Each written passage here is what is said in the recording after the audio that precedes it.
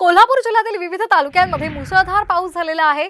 बालिंगा पुलाजवळ पाणी आल्यामुळे इथली वाहतूक पूर्णपणे ठप्प झाली आहे। जिल्ह्यातील 94 बंधारे पाण्याखाली गेलेत, तसंच पंचगंगा नदीची पाणी पातळी ही 46 फुटांवर गेली आहे। दरम्यान चिरोळ तालुक्याला पुराचा धोका आहे। या ठिकाणच्या अनेक नागरिकांनी जनावरांसह स्थलांतर सुद्धा केले।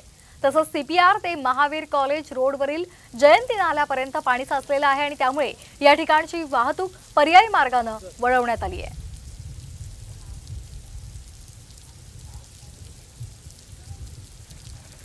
तर या संदर्भात अधिकची माहिती देत आहेत आमचे प्रतिनिधी रणजित माजगावकर यांचे। रणजित, काय सध्याची परिस्थिती आहे? प्रशासनाकडून कशा पद्धतीने खबरदारी घेतली जाते?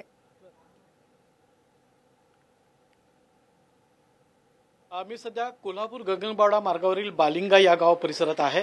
आपण बघू शकता या रोडवर पाणी आल्यामुळे इथली वाहतूक पूर्णपणे थांबवण्यात आलेली आहे। बालिंगा ते दोनवडे या गावाच्या मध्ये ही नदी आहे आणि पाणी आहे। या परिसरातले जे पेशंट्स आहेत, त्यानंतर महिला आहेत, यांना या भागातून बाहेर काढण्यासाठी केडीआरएफची टीम सध्या या ठिकाणी दाखल झालेली आहे। कोल्हापुरातून जे पेशंट्स आहेत, जे गावी जाणार आहेत, त्यांना बोटीच्या साहाय्याने ते त्यांच्या गावी पोहोचवण्याचं काम सध्या केडीआरएफची टीम करताना आपल्याला दिसते।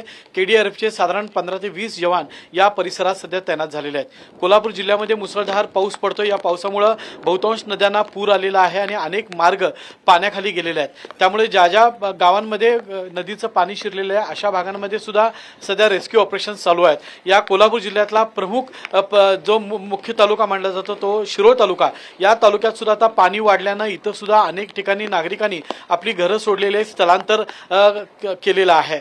सध्या कोल्हापूरच्या संपूर्ण नद्यांमध्ये मोठ्या प्रमाणामध्ये पाणी आल्यानं आता हे पाणी रस्त्यावर येऊ लागलेलं आहे। त्यामुळे कोल्हापूरला जोडणारे जे प्रमुख मार्ग जे आहेत हे सध्या बंद करण्यात आलेले आहेत। तसंच सर्व नागरिकांना सतर्क राहण्याचा आदेश किंवा इशारा प्रशासनाने दिलेला आहे।